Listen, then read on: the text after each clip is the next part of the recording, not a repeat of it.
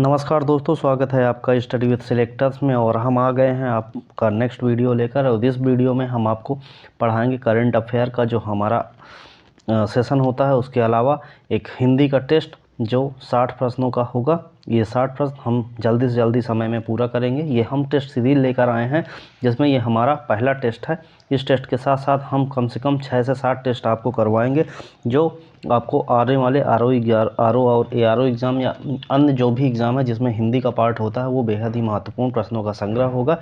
तो देखते हैं आज टेस्ट 1 का पहला जो प्रश्न है, इसमें 60 प्रश्न होंगे और जल्दी से जल्दी हम इसको ख़त्म करने की कोशिश करेंगे। देखते हैं पहला क्वेश्चन क्या कहता है। पहला क्वेश्चन है निम्नलिखित युग्मों में से कौन सा सही सुमेलित नहीं है। एक तरफ तद्भव दिया है, दूसरी तरफ तत्सम। ऑप्शन ए में दिया है कांचा का सच्चा सच्चक, और ऑप्शन बी में दिया अखरोट का अखरोट, ऑप्शन सी में दिया चूल्हा का चूल्हे, और ऑप्शन डी में दिया मूछ का मूछ। तो इसमें से आपको ये बताना है कि कौन सा तद्भव और तत्सम शब्द जो है वो सुमेलित नहीं है। तो इसका आंसर क्या होगा? इसका आंसर होगा ऑप्शन डी। ऑप्शन डी जो दिया है मूछ का मूछ, ये जो है ये सुमेलित नहीं है। तो क्वेश्चन नंबर 1 का आंसर होगा ऑप्शन डी। इसका जो सही आंसर होगा वो श्रमसु, जो मूछ का जो तत्सम होता है वो श्रमसु होता है। तो ये इसका सही आंसर होगा। आगे देखते हैं। आगे चलने से पहले आप सभी से अपील करते हैं कि हमारे चैनल स्टडी विद सिलेक्टर्स को लाइक करें, शेयर करें और सब्सक्राइब करें। ज़्यादा से ज़्यादा लोगों तक शेयर करें, ज़्यादा से ज़्यादा लोगों को ये वीडियो पसंद आए तो उसको लाइक जरूर करें। आगे देखते हैं। प्रश्न 2 कह रहा एक तत्सम शब्द है। ऑप्शन ए नारिकेल, किवाड़, ऑप्शन सी वृक्ष है, ऑप्शन डी साखी है। तो कौन सा इसमें से तत्सम शब्द है? बाकी एक तत्सम है, बाकी 3 तद्भव हैं। तो उस तत्सम शब्द को आपका चयन करना है। तो इसका सही आंसर होगा ऑप्शन सी। वृक्ष जो है वो एक तत्सम शब्द है, बाकी तीनों जो हैं वो तद्भव शब्द है। और जो ये तत्सम है इसका तद्भव क्या होता है? इसका वृक्ष का भेड़िया जो है वो होता है तद्भव। तो ये क्वेश्चन नंबर 2 का आंसर ऑप्शन। आगे देखते हैं। क्वेश्चन नंबर 3 कह रहा है कौन से युग्म में तत्सम शब्द नहीं है। एक में कह रहा है भ्रमर, मधुक, ऑप्शन बी में कह रहा है कंकती और कटहरा, ऑप्शन सी में श्रृंगाल और जंतु कह रहा है, और ऑप्शन डी में जो कह रहा है वो कदली और इसी का कह रहा है। तो इसमें जो ये जोड़ा दिया है इसमें सभी कौन से जो हैं जो तत्सम नहीं है अर्थात तद्भव हैं। तो इसका सही आंसर क्या होगा? इसका सही आंसर होगा ऑप्शन बी। कंकती तो तत्सम है, लेकिन जो कटहरा है वो एक तद्भव शब्द है। कटहरा का जो तत्सम होता है वो काष्ठ ग्रह होता है, काष्ठ ग्रह। इसलिए ऑप्शन बी इसका सही आंसर होगा। आगे देखते हैं। प्रश्न नंबर 4 कह रहा है निम्न में से कौन सा एक तत्सम शब्द नहीं है अर्थात एक तद्भव है। तो इसमें ऑप्शन ए में कह रहा आलस, ऑप्शन बी गोपाल, ऑप्शन सी चटिका और ऑप्शन डी पीढ़ी। तो कौन सा इसमें एक तत्सम नहीं है अर्थात तद्भव है? तो इसका सही आंसर होगा ऑप्शन डी। पीढ़ी जो है वो एक तद्भव शब्द है, बाकी तीनों जो हैं आलस्य, गोपाल और चटिका जो है वो तत्सम शब्द हैं। तद्भव पीढ़ी जो है तत्सम शब्द है, जिसका तत्सम होता है पीठिका। पीढ़ी जो है वो तद्भव है, उसका तत्सम होता है पीठिका। और यदि हम आलस्य की बात करें तो आलस्य का जो तद्भव है वो है आलस, और गोपाल का क्या है? ग्वाल, और चटिका का क्या है? चटिका का है चिड़िया। तो ये प्रश्न नंबर 4 का हमने डिटेल देखा। आगे देखते हैं।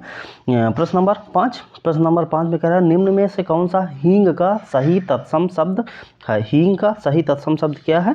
ऑप्शन ए हिंगू, ऑप्शन बी हींगू, और ऑप्शन सी हींग्र, और ऑप्शन डी हींग। तो कौन सा होगा तत्सम जो तत्सम शब्द है हींग का? इसका सही आंसर होगा ऑप्शन ए हिंगू जो है वो हींग का तत्सम रूप है। क्वेश्चन नंबर 5 का आंसर ऑप्शन ए होगा। आगे देखते हैं क्वेश्चन नंबर 6। क्वेश्चन नंबर 6 में कह रहा है संदर्शिका किसका तत्सम है। संदर्शिका किसका तत्सम है?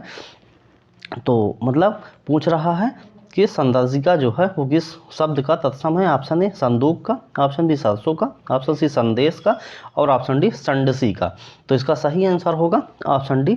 संडसी का जो तत्सम रूप है वो क्या है? संदर्शिका है। क्वेश्चन नंबर 6 का आंसर ऑप्शन डी होगा। आगे देखते हैं क्वेश्चन नंबर 7, अखरोट शब्द का तत्सम क्या है?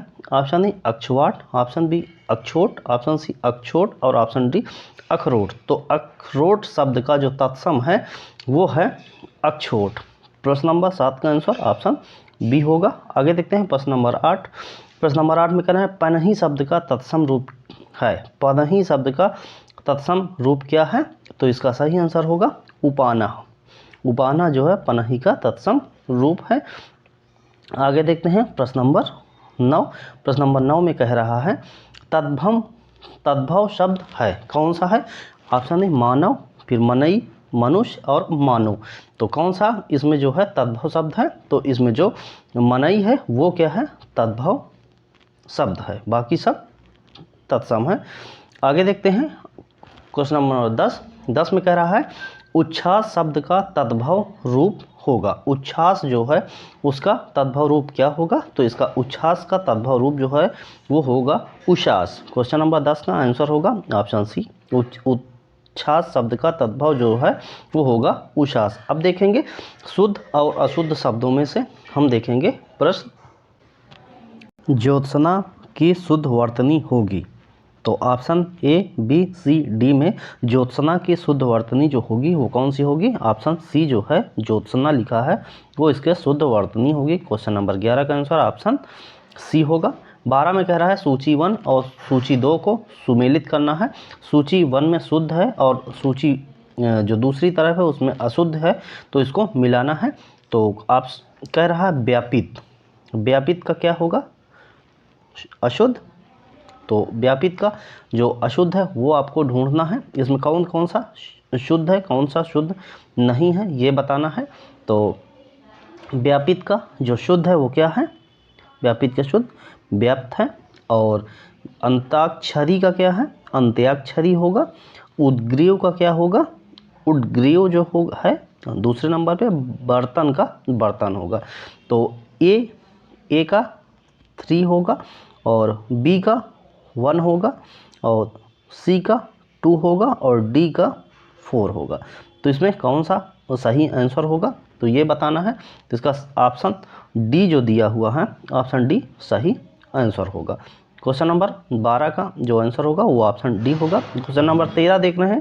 क्वेश्चन नंबर 13 में कह रहा है कि शुद्ध अशुद्ध वर्तनी वाले शब्द युग्मों में कौन सा एक गलत है? कौन सा गलत है? 3 सही है, 1 गलत है। तो इसका सही आंसर क्या होगा? भ्राताग्रण का भ्रातृगण और ऑप्शन बी में देते हैं विद्युतलता का विद्युतलता और राज ऋषि का राजस और नवाब का नवाब। तो इसका जो अशुद्ध है वो कौन है? ऑप्शन डी में जो दिया हुआ है वो नवाब है। इसका जो सही वर्तनी है वो नवाब है। तो ये क्वेश्चन नंबर 13 का आंसर ऑप्शन डी होगा। आगे देखते हैं क्वेश्चन नंबर 14। कह रहा वर्तनी की दृष्टि से कौन सा शब्द शुद्ध है? समुज्ज्वल, ऑप्शन बी में निश्चेष्ट, ऑप्शन सी में अनुवादित और ऑप्शन डी में जो दिया है ऐसड़ा। तो इसमें क्वेश्चन नंबर 14 में जो शुद्ध और अशुद्ध है उसमें से बताना है शुद्ध शब्द कौन सा है।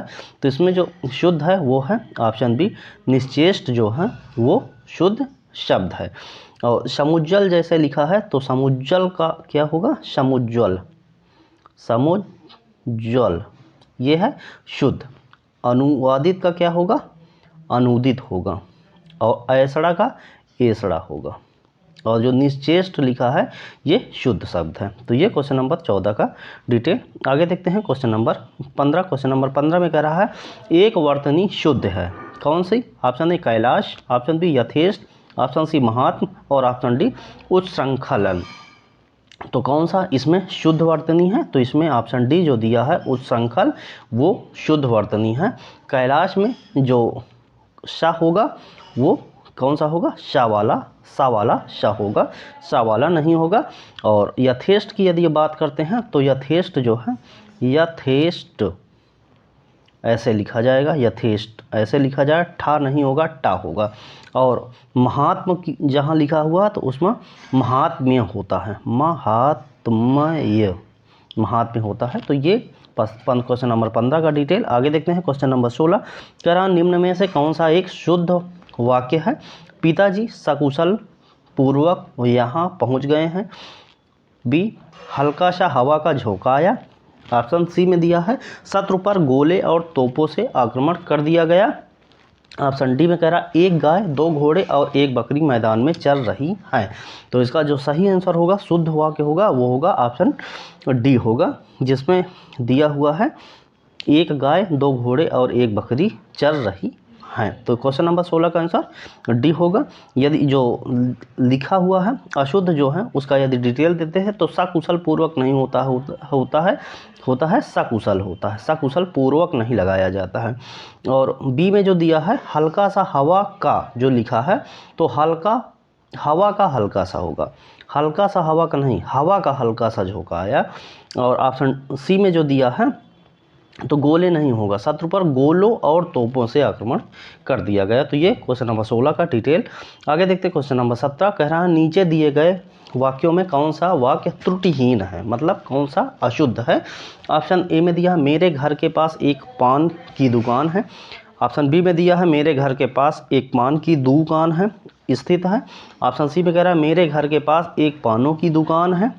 ऑप्शन डी में कह रहा है मेरे घर के पास पान की एक दुकान है। तो इसका जो अशुद्ध है, अशुद्ध वाला वाक्य जो है वो कौन सा है, ऑप्शन डी जो है वो अशुद्ध वाक्य है। मेरे घर के पास पान की एक दुकान है, ये जो है ये अशुद्ध वाक्य है। शुद्ध वाक्य है, त्रुटिहीन है तो ये शुद्ध वाक्य है, बाकी सब जो है वो अशुद्ध है। क्वेश्चन नंबर 17 का आंसर जो होगा ऑप्शन डी होगा। आगे देखते हैं क्वेश्चन नंबर 18। क्वेश्चन नंबर 18 में कह रहा है निम्न में से कौन सा वाक्य शुद्ध है, शुद्ध वाक्य का चयन करना है। तो देखिए और 2 मिनट लीजिए और बताइए कि कौन सा इसमें से वाक्य जो है वो शुद्ध है। ऑप्शन ए शुद्ध है कि बी शुद्ध है कि सी शुद्ध है कि ऑप्शन डी शुद्ध है। तो इसमें जो शुद्ध वाक्य है उसमें कौन सा है, तो इसमें होगा उसने अपनी कमाई का अधिकांश गवा दिया। अधिकांश के साथ भाग नहीं लगाया जाता है, तो इसलिए पार्ट 1, 2, 3 जो हैं वो अशुद्ध हो जाएंगे और पार्ट डी जो है वो शुद्ध वाक्य हो जाएगा। तो ये क्वेश्चन नंबर 18 का आंसर डी होगा। क्वेश्चन नंबर 19 की बात करते हैं। एक की वर्तनी शुद्ध है, आविष्कार, तेवासी, निशब्द और जमाता। तो कौन सा इसमें से शुद्ध वर्तनी है, तो इसमें जो है आविष्कार जो है वो शुद्ध वर्तनी है। क्वेश्चन नंबर 19 का जो आंसर है वो होगा ऑप्शन ए। यदि ऑप्शन बी की बात करते हैं तो देवर्षि होगा, छोटा वाह होगा, बड़ा वाह नहीं होगा। निशब्द में निह शब्द होता है और जमाता में बड़ा जा होगा, जामाता। तो ये क्वेश्चन नंबर 19 का डिटेल। आगे देखते हैं क्वेश्चन नंबर 20। क्वेश्चन नंबर 20 में कह रहा है निम्न में से कौन सा शब्द वर्तनी की दृष्टि से गलत है। ऑप्शन ए पांचवा, ऑप्शन बी निशब्द, ऑप्शन सी बांस और ऑप्शन डी में जो कह रहा है वो है आँख। तो कौन सा शुद्ध अशुद्ध है, तो इसमें ऑप्शन डी जो है वो अशुद्ध है। आँख नहीं होगा, आँख अशुद्ध है। आँख में ये चंद्रबिंदी होती है, इसलिए ये अशुद्ध है। क्वेश्चन नंबर 20 का आंसर ऑप्शन डी होगा। आगे देखते हैं क्वेश्चन नंबर 21। अब हम 10 प्रश्न जो हैं वो विलोम का देखेंगे। तो उद्धत का विलोम जो होता है वो क्या होता है, उद्धत का विनीत और विनम्र दोनों होता है। इस प्रकार क्वेश्चन नंबर 21 का आंसर ऑप्शन डी होगा, विनम्र और विनीत दोनों। और 22 में कह रहा है ससीम, ससीम का विलोम क्या होगा, असीम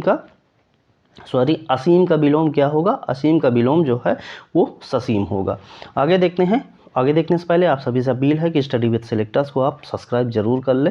हमारे द्वारा हर रोज़ आपके लिए करंट अफेयर का सेशन लेकर आया जाता है और उसके साथ ही हम ये आपको आर के लिए जो क्वेश्चन तैयार करवा रहे हैं ये बेहद ही महत्वपूर्ण है। तो कृपया हमारे चैनल को एक बार सब्सक्राइब जरूर करें आप और अपने दोस्तों तक शेयर करें और वीडियो पसंद आए लाइक ज़रूर करें। क्वेश्चन नंबर 23 कह रहा है कौन सा विलोम शब्द जो युग्म है वो गलत है, कौन सा विलोम युग्म जो है वो गलत है, तो बताना है।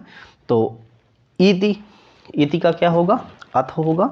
समीप क्या पार्थक्य होगा और सौम्य का उग्र होगा, तम का उजाला होगा। तो इसमें कौन सा गलत है, तो इसमें ऑप्शन बी जो है समीप का जो है, समीप का दूरी होती है, पार्थक्य नहीं होता है। पार्थक्य का विलोम जो है वो मिलन होता है। तो ये क्वेश्चन नंबर 23 का आंसर ऑप्शन बी। आगामी का विलोम क्या है? आगामी का विलोम क्या होता है? आगामी का विलोम होता है विगत। क्वेश्चन नंबर 24 का answer option B. Question number 25 में कह रहा है कृपण का विलोम है। कृपण का विलोम क्या होगा? कृपण का विलोम जो है वो होगा दाता। क्वेश्चन नंबर 25 का आंसर ऑप्शन सी होगा। क्वेश्चन नंबर 26 की बात करते हैं। क्रस का विलोम क्या होगा? क्रस का विलोम जो है वो क्या होगा? क्रस का विलोम होगा हिष्ट पुष्ट। क्रस का मतलब क्षीण, कमजोर। हिष्ट पुष्ट होगा इसका विलोम। साहचर्य का वैमनस्य होगा क्या? विलोम शब्द 27 का जो है साहचर्य का, साहचर्य लिखा है, सॉरी, साहचर्य का क्या होगा? अलगाव होगा। साहचर्य का अलगाव होगा विलोम शब्द। क्वेश्चन नंबर 27 का आंसर ऑप्शन डी होगा। नींद का विलोम क्या होगा? नींद का विलोम अनिद्रा होगा। नींद का विलोम अनिद्रा होगा। और शुष्क का जो होगा, शुष्क का विलोम क्या होगा? शुष्क का विलोम आर्द्र होगा। और चेतन का क्या होगा?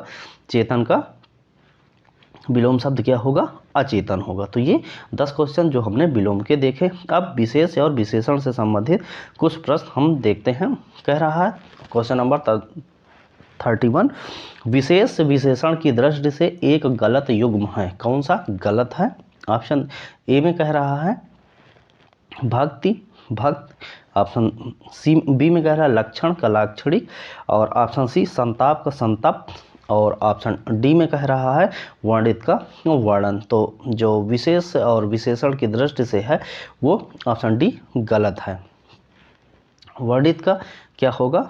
वर्णित का जो विलोम है वो यहाँ पर गलत दिया है। यह विशेषण और विशेष का युग्म है। विशेषण और विशेष का युग्म है, जबकि विशेष और विशेषण का युग्म हमें ढूंढना था।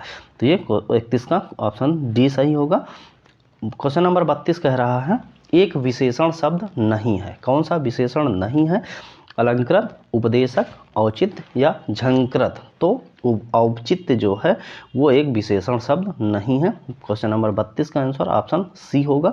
आगे देखते हैं क्वेश्चन नंबर 33। क्वेश्चन नंबर 33 में कह रहा एक विशेष शब्द है पुष्टि, कौटुंब, निजी और तल्ख। तो विशेष शब्द कौन सा है? तो इसमें जो ऑप्शन ए में दिया है पुष्टि। पुष्टि जो है एक विशेष शब्द है। और इसमें यदि विशेषण की बात करते हैं तो पुष्टि का विशेषण जो होगा वो पौष्टिक होगा। कुटुंब का जो होगा कौटुंबिक होगा। और ऑप्शन जो निजी दिया हुआ है उसका विशेष जो है वो निज होगा। ये निजी जो दिया है ये विशेषण है और विशेष इसका निज होगा। और तल्ख जो लिखा है वो भी विशेषण है, तल्खी इसका विशेष होगा। तो ये इसमें विशेष शब्द कौन सा है? पुष्टि है। आगे देखते हैं क्वेश्चन नंबर 34, निम्न में से कौन सा एक विधेय और विशेषण का उदाहरण है? अमरूद मीठा है। ऑप्शन बी में कह रहा आदमी गरीब है। ऑप्शन सी में कह रहा प्रधानमंत्री जी हमारे हैं। और ऑप्शन डी उपरोक्त में से सभी। तो इसमें सही आंसर होगा उपरोक्त सभी। आगे देखते हैं क्वेश्चन नंबर 35 कह रहा है निम्न में से कौन विशेष विशेषण युग्म की दृष्टि से गलत है? ऑप्शन ए व्याकरण, ऑप्शन बी ऑप्शन ए में कह रहा है व्याकरण का व्याकरण। और बी में कह रहा वायस्य का वाय। और ऑप्शन सी में कह रहा शाहिद का शहादत। और ऑप्शन डी में कह रहा याज्ञिक का यज्ञ। तो क्वेश्चन नंबर 35 का जो आंसर होगा वो होगा ऑप्शन ए व्याकरण का व्याकरण। ये गलत है। क्वेश्चन नंबर 35 का ये जो है ये विशेष और विशेषण का युग्म है। विशेषण विशेष का युग्म नहीं है। तो ये इसमें विशेषण कौन सा होगा? इसमें विशेषण जो है व्याकरण होगा और विशेष जो है वो व्याकरण होगा। तो इसलिए ये उल्टा दिया हुआ है। क्वेश्चन नंबर 36 कह रहा है निम्न में से किस वाक्य में विशेष का प्रयोग नहीं विशेषण का प्रयोग नहीं हुआ है? वह पुजारी है। वह लड़की काले रंग का दुपट्टा पहनती है। ऑप्शन सी में कह रहा है यह गाय सुंदर है। और ऑप्शन डी वह परिश्रमी भी है। तो क्वेश्चन नंबर 36 का आंसर जो है वह पुजारी है जो लिखा हुआ है, इसमें कोई भी विशेषण का प्रयोग नहीं हुआ है। क्वेश्चन नंबर 36 का आंसर ऑप्शन ए होगा। क्वेश्चन नंबर 37 की बात करते हैं। कह रहा है एक विशेष शब्द है। ऑप्शन ए अतिरंजित, ऑप्शन बी गलत, ऑप्शन सी जीवित और ऑप्शन डी आयु। तो एक जो विशेष नहीं है वो कौन सा है?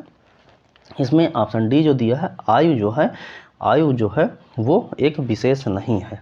ये विशेष नहीं है। तो क्वेश्चन नंबर 10 विशेष शब्द है कौन सा, आयु जो है विशेष है, आयु विशेषण जो इसका होता है वो आयुष्मान होता है। और गलत जो है जीवित जो है, और अतिरंजित जो है ये विशेषण शब्द हैं। जीवित का जो यदि विशेष की बात करते हैं तो जीवन होता है, और गलत का जो विशेष होता है वो गलती होता है, और अतिरंजित का जो विशेष होता है वो अतिरंजन होता है। तो ये क्वेश्चन नंबर 37 का आंसर ऑप्शन डी होगा। क्वेश्चन नंबर 38 की बात करते हैं, कह रहा है ऊर्मी शब्द का सही विशेषण निम्नलिखित में से कौन सा है। ऑप्शन ए उर्मिल, ऑप्शन बी उर्मिल, ऑप्शन सी उर्मी और ऑप्शन डी उर्मिला। तो क्वेश्चन नंबर 38 का आंसर जो होगा ऑप्शन बी उर्मिल। उर्मिल जो है वो उर्मी शब्द का विशेषण है। क्वेश्चन नंबर 38 का आंसर ऑप्शन बी होगा। आगे देखते हैं क्वेश्चन नंबर 39, उसमें कह रहा है निम्न में से कौन सा शब्द प्रत्यय लगाकर विशेषण बनाया गया है। ऑप्शन ए ऐतिहासिक, ऑप्शन बी राष्ट्रीय, ऑप्शन सी गुलाबी और ऑप्शन डी उपरोक्त सभी। तो प्रत्यय कौन सा लगाकर एक विशेषण बनाया गया है, तो इसमें जो क्वेश्चन नंबर 39 इसमें सभी जो हैं वो प्रत्यय लगाकर विशेषण बनाए गए हैं। राष्ट्र में ई लगाया राष्ट्रीय, इतिहास में ऐतिहासिक लगाया, और गुलाब में ई लगाया गुलाबी। तो इस प्रकार 39 का डी होगा सही आंसर। आगे देखते हैं क्वेश्चन नंबर 40। क्वेश्चन नंबर 40 में कह रहा है वह बालक जोर जोर से रोता है। इस वाक्य में जोर जोर क्या है।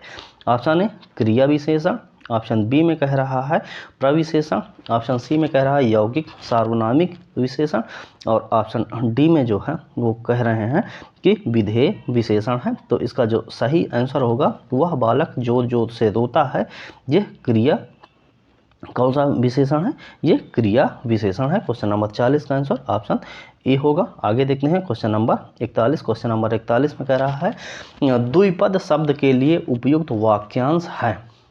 अब हम वन वर्ड देखेंगे, जो वाक्यांश के लिए एक शब्द, उसको 10 क्वेश्चन देखेंगे।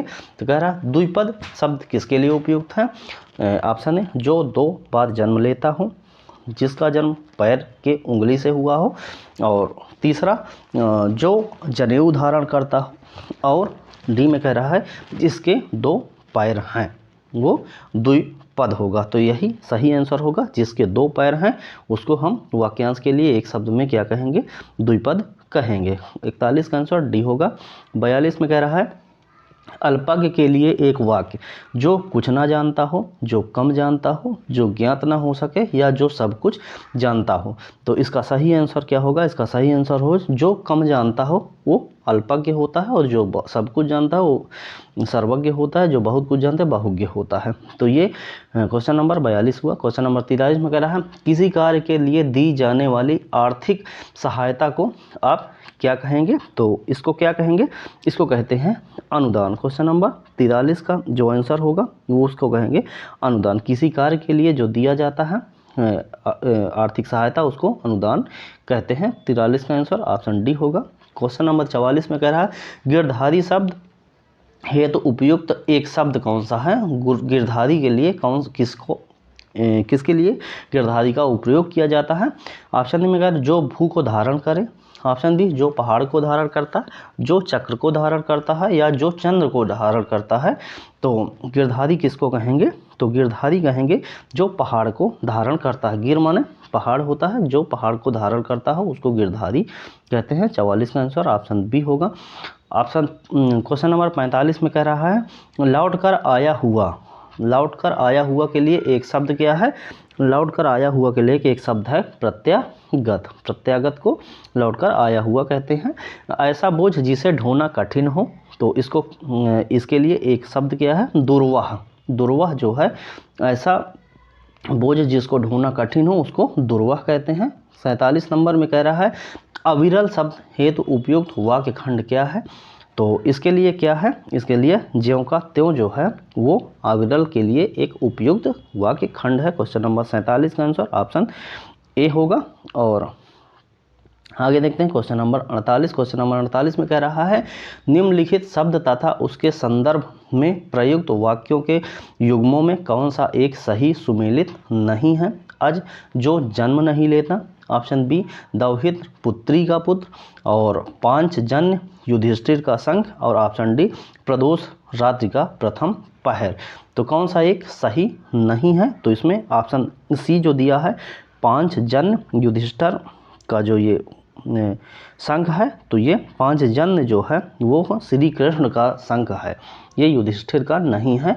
तो क्वेश्चन नंबर 48 का आंसर ऑप्शन सी होगा। क्वेश्चन नंबर 49 में कह रहा है जो आकाश में विचरण करता हो उसको क्या कहते हैं? एक शब्द में, तो उसको कहते हैं नभचर। क्वेश्चन नंबर 49 का आंसर ऑप्शन बी होगा। क्वेश्चन नंबर 50 देखते हैं। क्वेश्चन नंबर 50 में कह रहा है मुकुल शब्द के लिए एक वाक्य बताइए। तो मुकुल शब्द के लिए एक वाक्य क्या है? तो जो फूल को खिलने जा रहा है, वह फूल जो खुलने जा रहा है उसको कहते हैं मुकुल। क्वेश्चन नंबर 50 का आंसर जो होगा वो होगा ऑप्शन बी। क्वेश्चन नंबर 51 जिसमें कह रहा है निम्न में से किस विकल्प में सभी समान पर्यायवाची शब्द दर्शाए गए हैं? तो option A, B, C, D में उसका चयन करना है जिसमें सभी के पर्यायवाची जो हैं वो एक हैं। तो इसमें आप बताइए कौन सा आंसर होगा? तो इसका सही आंसर जो होगा वो हम बताते हैं, ये होगा ऑप्शन बी। निषेध, प्रत्याख्यान और अनंगीकरण जो है वो एक दूसरे के पर्यायवाची हैं। तो क्वेश्चन नंबर 51 का आंसर जो होगा वो ऑप्शन बी होगा। आगे देखते हैं क्वेश्चन नंबर 52 कह रहा है दैत्य का पर्यायवाची है। तो दैत्य का पर्यायवाची कौन सा है? दैत्य का पर्यायवाची है ऑप्शन ए रजनीचर जो है वो दैत्य का पर्यायवाची है। क्वेश्चन नंबर 53 कह रहा है याज्ञसेनी किसका पर्यायवाची है? तो option A Radha, option B Durga, option C Draupadi और ऑप्शन डी लक्ष्मी। तो याज्ञसेनी जो है वो किसका पर्यायवाची है? वो है द्रौपदी जो है उसका पर्यायवाची क्या है? याज्ञसेनी है। क्वेश्चन नंबर 53 का आंसर ऑप्शन सी होगा। आगे देखते हैं क्वेश्चन नंबर 54। क्वेश्चन नंबर 54 में कह रहा है पर्यायवाची शब्दों के संदर्भ में नीचे दिए गए विकल्पों में से असुमेलित शब्द की पहचान कीजिए। जो सुमेलित नहीं है उसका चयन करना है। तो ऑप्शन ए में निर्धन, अकिंचन, ऑप्शन बी घमंडी, प्रलब्ध, ऑप्शन सी प्रकाश का रोशनी और ऑप्शन डी ब्रह्म का महिषुर। तो इसमें कौन सा होगा? तो क्वेश्चन नंबर 54 का आंसर ऑप्शन डी जो ब्रह्मा का जो है महिषुर जो दिया है वो असुमेलित है। क्वेश्चन नंबर 54 का आंसर ऑप्शन डी होगा। महिषुर जो है वो पर्यायवाची जो होती हैं वो किसकी है? ब्राह्मण, महिदेव, वाणव और द्विज जो हैं वो महिषुर की पर्यायवाची हैं। जबकि यदि ब्रह्मा की बात करते हैं तो आत्मभू, स्वयंभू, चतुरानन और पितामह जो है वो ब्रह्मा की पर्यायवाची हैं। आगे देखते हैं क्वेश्चन नंबर 55। क्वेश्चन नंबर 55 में कह रहा है निम्न में से 3 शब्द पर्यायवाची की दृष्टि से समान है, एक असमान है, उस असमान शब्द को चुनना है। तो इसमें क्वेश्चन नंबर 55 में जो असमान शब्द चुनना है वो क्या है? इसका सही आंसर होगा ऑप्शन सी वृषभानुजा जो है वो एक अलग शब्द है। क्वेश्चन नंबर 55 का आंसर ऑप्शन सी वृषभानुजा होगा। आगे देखते हैं क्वेश्चन नंबर 56। क्वेश्चन नंबर 56 में कह रहा है कौन सा शब्द तरंग का पर्यायवाची नहीं है? ऑप्शन ए ऊर्म, ऑप्शन बी उल्लोस, ऑप्शन सी वीच और ऑप्शन डी तापस। तो कौन सा तरंग का पर्यायवाची नहीं है? तो इसका सही आंसर जो होगा वो होगा क्वेश्चन नंबर 55 का आंसर होगा ऑप्शन डी जो है तामस जो है वो तरंग का पर्यायवाची नहीं है। बाकी उल्लोस, ऊर्म और वीच जो है वो तरंग के पर्यायवाची हैं। आगे देखते हैं क्वेश्चन नंबर 57। क्वेश्चन नंबर 57 में कह रहा है निम्नलिखित विकल्पों में से कौन सा एक विकल्प शेष 3 का पर्यायवाची नहीं है? ऑप्शन ए वनिता, ऑप्शन बी तनुजा, ऑप्शन सी रमणी और ऑप्शन डी ललना। तो इसमें 3 जो हैं वो एक दूसरे के पर्यायवाची हैं, एक भिन्न है, उसका हमें चयन करना है। जिसका सही आंसर होगा तनुजा जो है वो भिन्न है और वनिता, रमणी और ललना जो है वो पुत्री, वो तनुजा जो है वो पुत्री का पर्यायवाची है, जबकि ललना, रमणी और वनिता जो है वो नारी के पर्यायवाची हैं। तो ये क्वेश्चन नंबर 57 का आंसर ऑप्शन बी होगा। क्वेश्चन नंबर 58 देखते हैं। क्वेश्चन नंबर 58 देखने से पहले आप सभी से अपील करते हैं कि स्टडी विद सेलेक्टर्स जो हमारा चैनल है, यूट्यूब चैनल, इसको लाइक करें, शेयर करें और सब्सक्राइब करें। ज़्यादा से ज़्यादा लोगों तक शेयर करें। हम आपसे रिक्वेस्ट करते हैं कि ज़्यादा से ज़्यादा लोगों तक शेयर करें और सब्सक्राइब करने के लिए आप उनसे रिक्वेस्ट करें, हम आपसे रिक्वेस्ट करते हैं। क्वेश्चन नंबर 58 देखते हैं। क्वेश्चन नंबर 58 में कह रहा है झंडा का पर्यायवाची ज्ञात करें। ऑप्शन ए पतंग, ऑप्शन बी आगम, ऑप्शन सी बी पताका और ऑप्शन डी पखाना। तो झंडा का जो पर्यायवाची है वो कौन सा है? तो झंडा का पर्यायवाची होगा पताका। ऑप्शन बी पताका जो है वो झंडा का पर्यायवाची है। क्वेश्चन नंबर 58 का answer option B. Question number 59 की बात करते हैं। तो कह रहा है निम्नलिखित विकल्पों में कौन सा शब्द सुबह का पर्यायवाची है? ऑप्शन ए विहान, ऑप्शन बी परिमल, ऑप्शन सी सुरभि और ऑप्शन डी मनोरम। तो जो सुबह का पर्यायवाची है वो है विहान। विहान जो है वो सुबह का पर्यायवाची है। क्वेश्चन नंबर 59 का आंसर होगा ऑप्शन ए। आगे देखते हैं जो हमारा लास्ट क्वेश्चन है, क्वेश्चन नंबर 60, उसमें कह रहा है निम्न में से पर्यायवाची के अनुसार कौन सा मेल गलत है? ऑप्शन ए संतान का संतति, ऑप्शन बी शिव का मदनादि और ऑप्शन सी विष्णु का श्रीपति और ऑप्शन डी का कमल वासर। तो इसमें से पर्यायवाची के अनुसार कौन सा मेल गलत है? एक जो है वो पर्यायवाची नहीं है उसका, तो उसका चयन करना है। उसमें होगा कमल का वासर नहीं होगा। इसमें जो ये वासर है ये दिन का पर्यायवाची है, जबकि कमल जो है वो किसका? अरविंद, अंबुज और सरसिज और नलिनी पुष्कर ये सब का पर्यायवाची है। तो वासर ये दिन का है और कमल जो है वो अंबुज कमल का पर्यायवाची अलग है। इस प्रकार हमारे क्वेश्चन नंबर 60 यहाँ पर कंप्लीट होते हैं। और अंत में आप सभी से हम एक बार फिर अपील करते हैं कि हमारे चैनल स्टडी विद सिलेक्टर्स को आप सब्सक्राइब जरूर कर लें। ऐसे ही टेस्ट सीरीज हम आपको लेकर आते रहेंगे। ये पहला टेस्ट सीरीज है। इस प्रकार के हम लगभग 8 से 10 टेस्ट सीरीज आपको करवाएंगे जो बेहद ही महत्वपूर्ण प्रश्नों का संग्रह होगा। तो इसी के साथ आप सभी से विदा लेते हैं। नेक्स्ट वीडियो में मिलने तक आप स्वस्थ रहें, खुश रहें, मस्त रहें और इस वीडियो को देखने के लिए आप सभी का बहुत बहुत धन्यवाद।